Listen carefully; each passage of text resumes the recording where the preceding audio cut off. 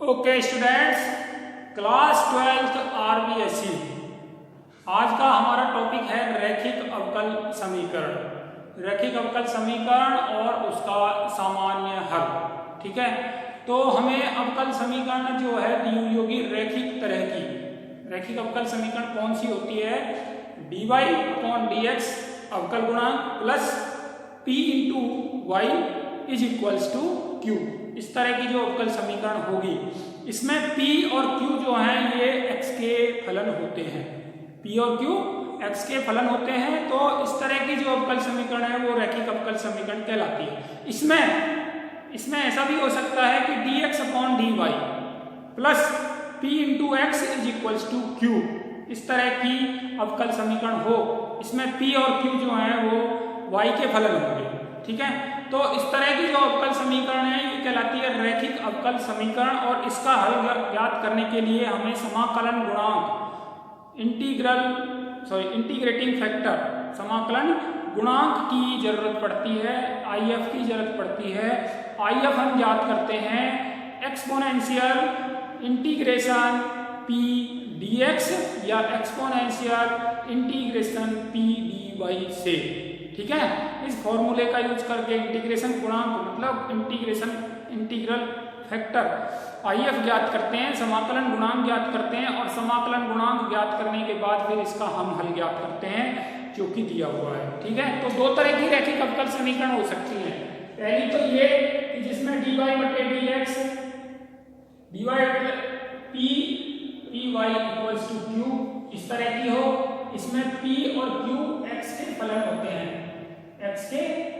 हैं, तो समाकलन गुणांक जो इसमें ज्ञात करते हैं, समाकलन गुणांक जो हम इसमें ज्ञात करते हैं IF, वो ज्ञात करते हैं हम एक्सपोनेंशियल इंटीग्रेशन p dx से। और जब समाकलन गुणांक IF ज्ञात कर लेते हैं तो इसका हल होता है y गुणा समाकलन गुणांक बराबर समाकलन गुणांक गुणा q dx प्लस c। ये इसका हल हो जाता है इस तरह की रैखिक अवकल समीकरण का। और अगर रैखिक अवकल समीकरण ये दे रखी है dx बटे dy प्लस px बराबर q, तो इसमें p और q जो है ये y के फलन होते हैं। और इसका जो समाकलन गुणांक होता है, इसका जो हम समाकलन गुणांक ज्ञात करते हैं IF जो ज्ञात करते हैं, IF बराबर होता है एक्सपोनेंशियल समाकलन p dy। ठीक है, ये इसका समाकलन गुणांक होता है। और इसका हल जो होता है x गुणा समाकलन गुणांक बराबर x गुणा समाकलन गुणांक बराबर IF गुणा q dy और प्लस c। ये इसका हल होता है। तो दोनों तरह की अवकल समीकरण हम देखेंगे, रैखिक अवकल समीकरण, और दोनों का हल भी हम ज्ञात करेंगे एक एक करके।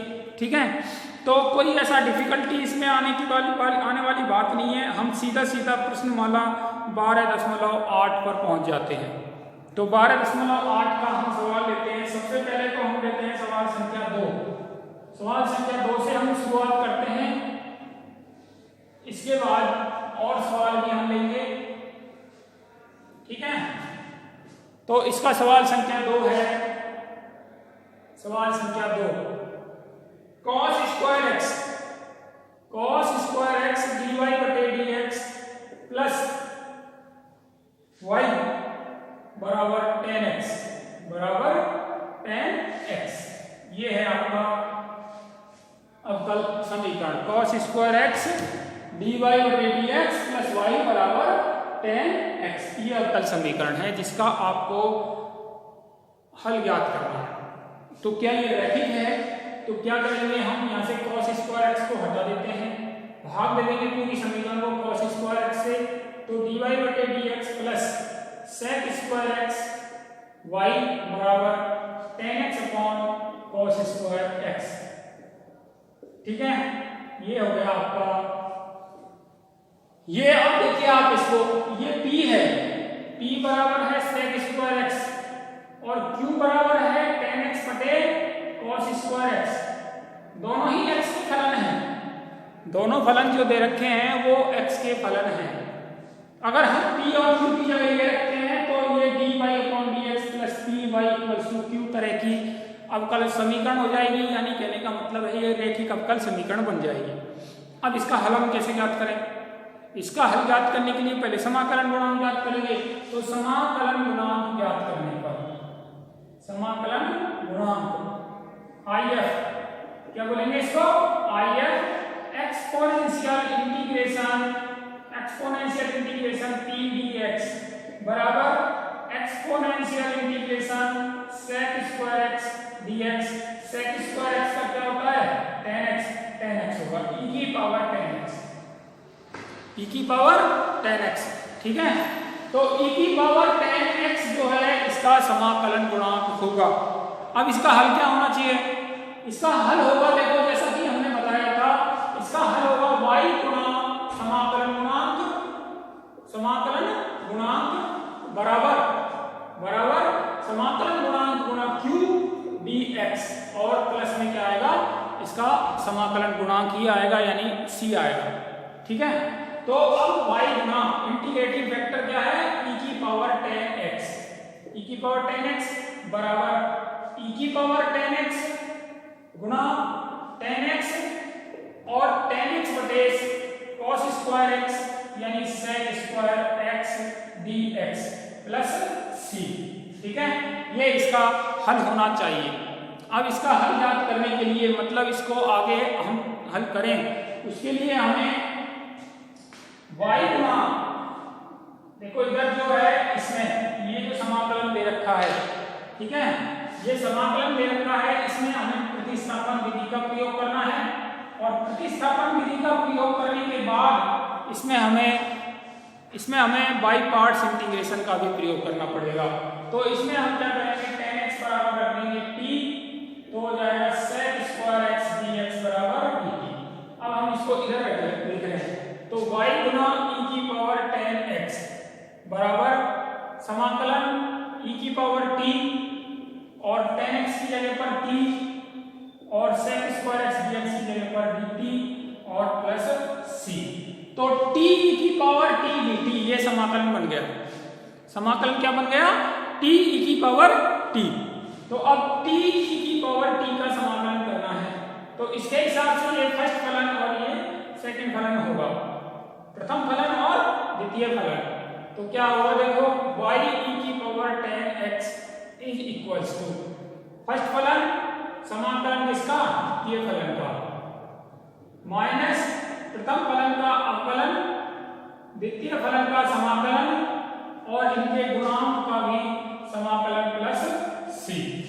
तो ये हो जाएगा y गुना e की पावर tan x बराबर t e की पावर t माइनस t का अवकलन 1 होगा और e की पावर t का समाकलन e की पावर t होगा प्लस c। तो ये हो जाएगा y गुना e की पावर tan x बराबर t e की पावर t माइनस e की पावर t प्लस c। ये हो गया इसका समाकलन। अब हम फिर से प्रतिस्थापित करेंगे। t को हमें क्या माना था? tan x, तो फिर से tan x t की जगह पर tan x प्रतिस्थापित कर देंगे। ये हो जाएगा y गुना e की पावर tan x बराबर t मतलब tan x e की power tan x minus e की power tan x plus c। तो y गुना e की पावर tan x, e की पावर tan x कॉमन ले लेंगे, tan x minus 1 plus c और e की पावर tan x से जब भाग देंगे तो y बराबर आएगा tan x minus 1 plus c e की पावर माइनस tan x। ठीक है, तो ये हल होगा दिए गए रैखिक अवकल समीकरण का। ठीक है, इस तरह से हम रैखिक अवकल समीकरण को हल कर सकते हैं।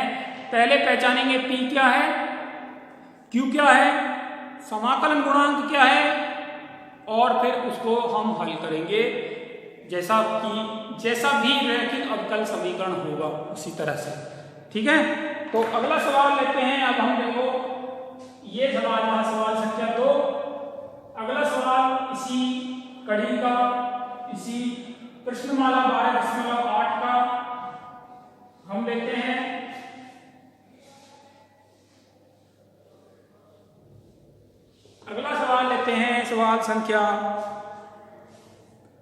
सवाल संख्या लेते हैं हम, सवाल संख्या 4। चौथा सवाल लेते हैं 12.8 प्रश्न वाला का।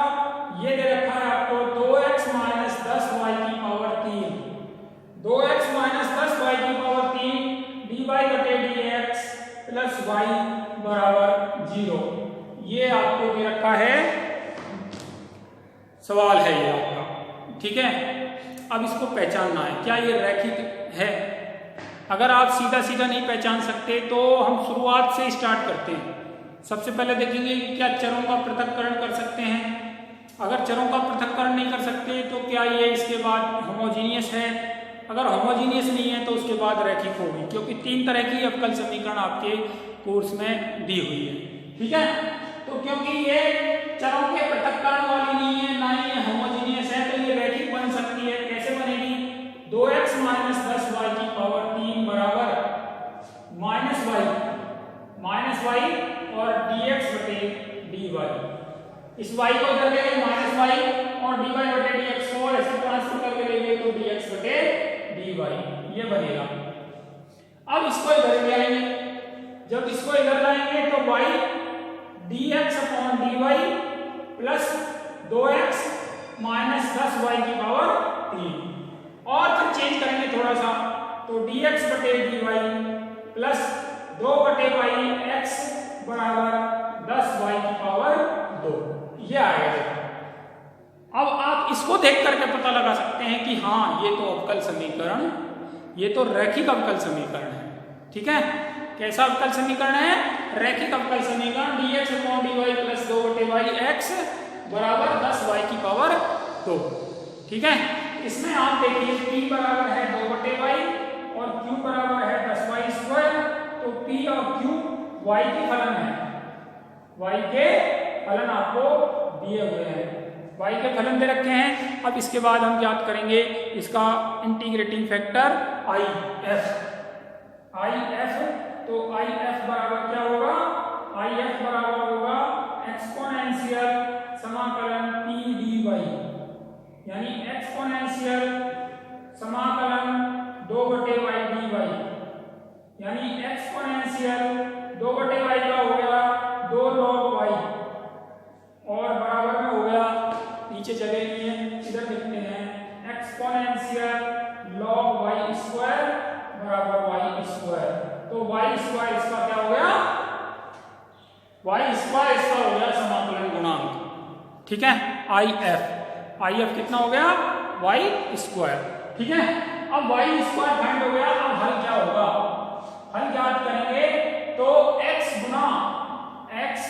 गुना इंटीग्रेटिंग फैक्टर बराबर इंटीग्रेटिंग फैक्टर गुना q dy बराबर प्लस c। तो x गुना इंटीग्रेटिंग फैक्टर y स्क्वायर बराबर इंटीग्रेटिंग फैक्टर y स्क्वायर गुना tan y square dy plus c। तो यह आएगा x y स्क्वायर बराबर 10 गुना y की पावर 4 y की पावर 5 बटे 5 प्लस c। तो आएगा x y स्क्वायर बराबर 2 y की पावर 5 प्लस c। ये हल होगा दी गई रैखिक अवकल समीकरण का। रैखिक अवकल समीकरण को ऐसे हम हल करेंगे सवाल संख्या 4 के अंतर्गत, ठीक है। अगला सवाल लेते हैं, इसी में ये सवाल संख्या 4 था, ठीक है। तो अगला सवाल होगा क्वेश्चन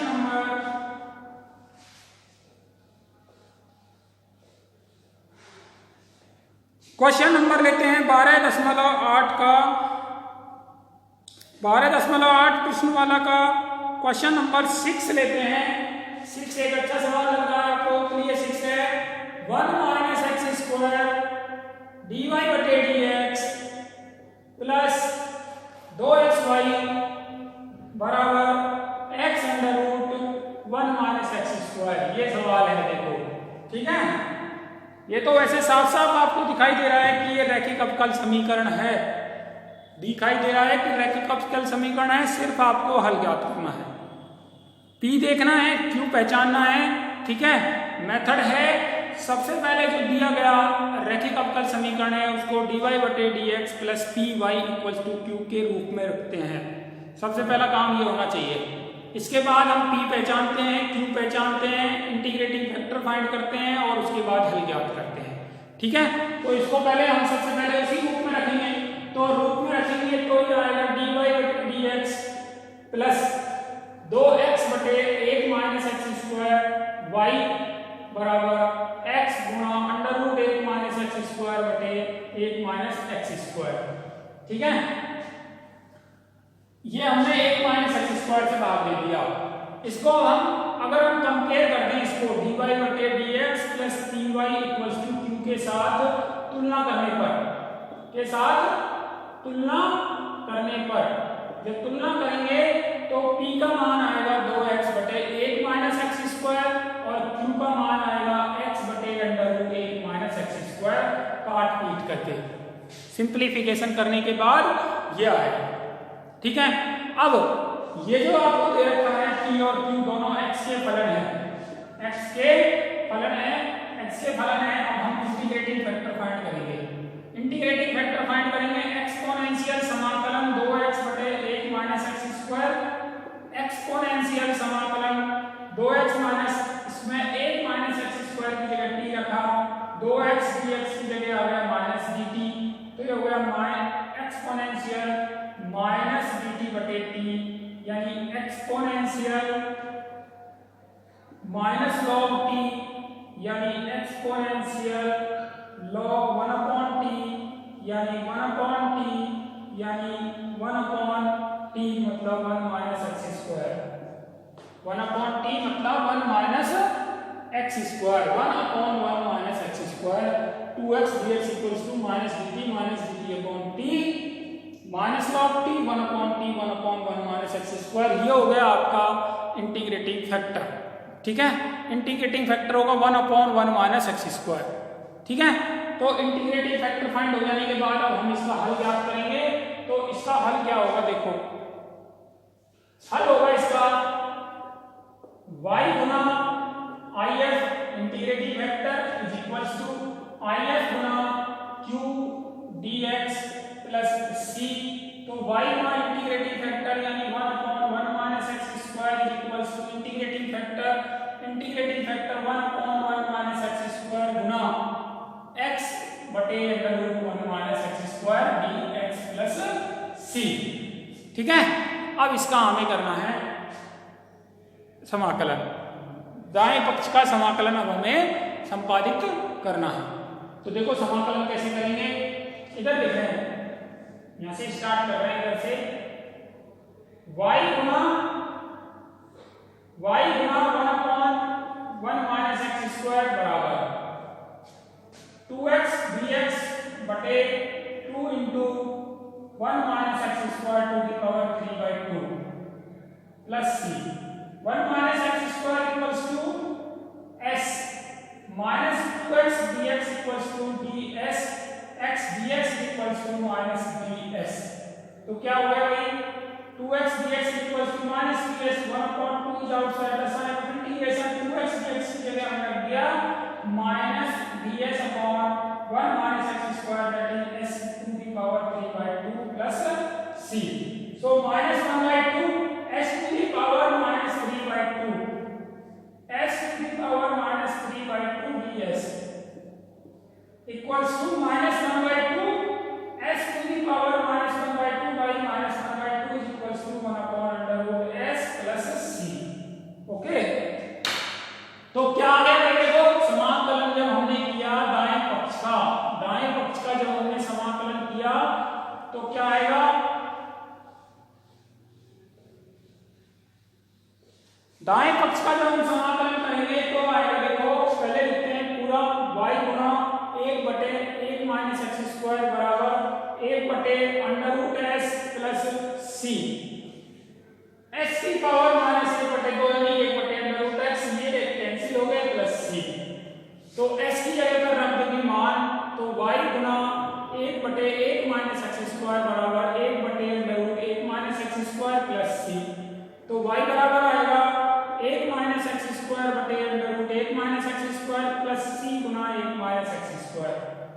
तो y बराबर under root 1 minus x square plus c गुना 1 माइनस एक्स स्क्वायर, ये हल होगा दी गई रैखिक अवकल समीकरण का। ठीक है, कभी कभी लेंथी हो जाता है, अगर हमें समाकलन थोड़ा सा लेंथी हो जाए तो की बात है, अदरवाइज तो नहीं तो बहुत ही आसान सवाल होते हैं ये। ठीक है, मूलभूत जो समाकलन के सूत्र हैं वो हमें आने ही आने चाहिए। अगर मूलभूत समाकलन के सूत्र हमें नहीं आते हैं तो निश्चित रूप से जो है समाकलन करने में तो कठिनाई होने ही वाली है। ठीक है, अब हम एक सवाल लेते हैं, लास्ट सवाल है, वो सवाल संख्या 10। प्रश्नमाला का भी लास्ट सवाल है और इस वीडियो का भी लास्ट सवाल ही होगा। ठीक है, तो सवाल संख्या लेते हैं, सवाल संख्या 10।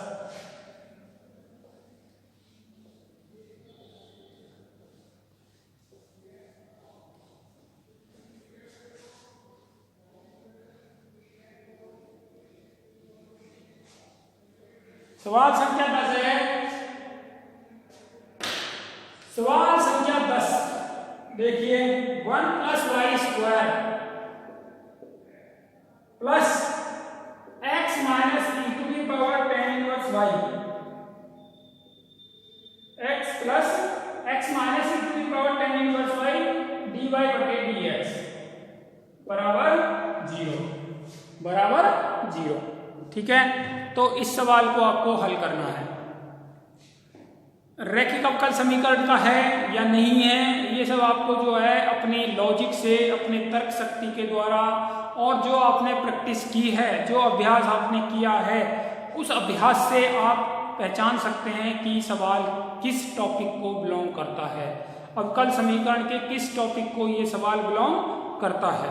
ठीक है, तो अब आप क्या कर सकते हैं, देखिए आप क्या करेंगे, 1 प्लस वाई स्क्वायर बराबर minus x plus x minus e to the power tan inverse y d y बटे डी एक्स बराबर, चलो ये हम इसको उधर ले गए, ये दूसरी वाली term d x upon d y को इधर ले आते हैं तो क्या हो जाएगा, 1 plus y square d x बटे डी वाई बराबर minus x plus e to the power tan inverse y. ठीक है, अब हम आगे क्या करें, अब हम आगे क्या कर सकते हैं, क्या इसको रैखिक में चेंज कर सकते हैं। तो रैखिक में बदलने के लिए क्या कर सकते हैं भाई, 1 प्लस वाई स्क्वायर से भाग दे देते हैं, तो d x upon d y बराबर minus x upon 1 plus y square plus e to the power tan inverse y बटे 1 प्लस वाई स्क्वायर। ठीक है, और क्या कर सकते हैं, dx बटे dy बराबर प्लस इसको इधर ले आए x बटे 1 प्लस वाई स्क्वायर बराबर e to the power tan inverse y बटे 1 प्लस वाई स्क्वायर। ठीक है, अब आपको पता लगने लगेगा या आपको आभास होने लगेगा कि ये जो सवाल है ये रैखिक अवकल समीकरण से ही है, क्योंकि ये जो समीकरण है ये रैखिक अवकल समीकरण है। किस रूप की रैखिक अवकल समीकरण है, ये रैखिक अवकल समीकरण है dx बटे dy plus px is equals to q, px is equals to q और p बराबर क्या है, x सॉरी p बराबर क्या है, 1 बटे 1 प्लस वाई स्क्वायर, 1 बटे 1 प्लस वाई स्क्वायर और q बराबर है e की पावर 10 इनवर्स y बटे 1 प्लस वाई स्क्वायर, ये है q बराबर। ठीक है, और दोनों ही किसके फलन हैं, दोनों y के फलन हैं, दोनों y के फलन हैं। जब दोनों y के फलन हैं तो अब क्या करेंगे, अब हमको जब पता लग गया p क्या है, q क्या है और किसके फलन है, तो अब हम फाइंड करेंगे IF फाइंड करेंगे, तो IF बराबर होगा एक्सपोनेंशियल समाकलन p dy, तो एक्सपोनेंशियल समाकलन 1/1 प्लस वाई स्क्वायर dy क्या रहेगा, e की पावर 10 इनवर्स y। ठीक है, 1/1 प्लस वाई स्क्वायर dy का समाकलन होता है 10 इनवर्स y, तो e की पावर 10 इनवर्स y, ये हो गया IF। Integrating factor. Integrating factor यह है तो सॉल्यूशन क्या होगा, मतलब हल क्या होना चाहिए, x गुना आई एफ बराबर आई एफ गुना Q into d y plus c, ये इसका हल होगा। ठीक है, अब इसमें हम मान रख देंगे जो मान हमको पता है। तो जो मान पता है मतलब x गुना इंटीग्रेटिंग फैक्टर तो क्या है, e की power tan inverse y, e की पावर tan इनवर्स y। ठीक है,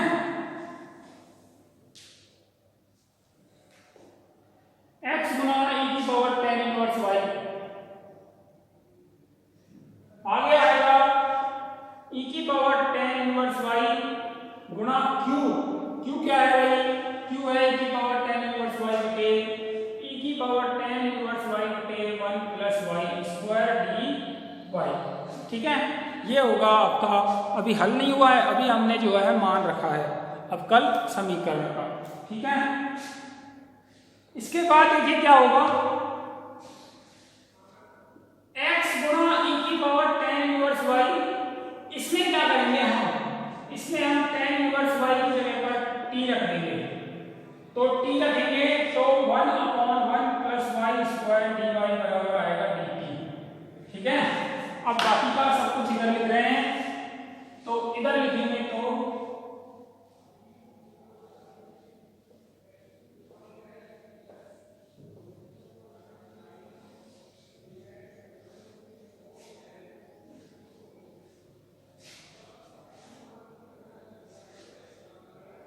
इसमें आप देखिए क्या प्रतिस्थापन करेंगे, प्रतिस्थापन बताते हैं, e की power tan inverse y is equal to कर देंगे t, तो e की पावर t का e की पावर t यानी e की पावर tan इनवर्स y और tan इनवर्स y का 1/1 plus y square dy is equal to dt।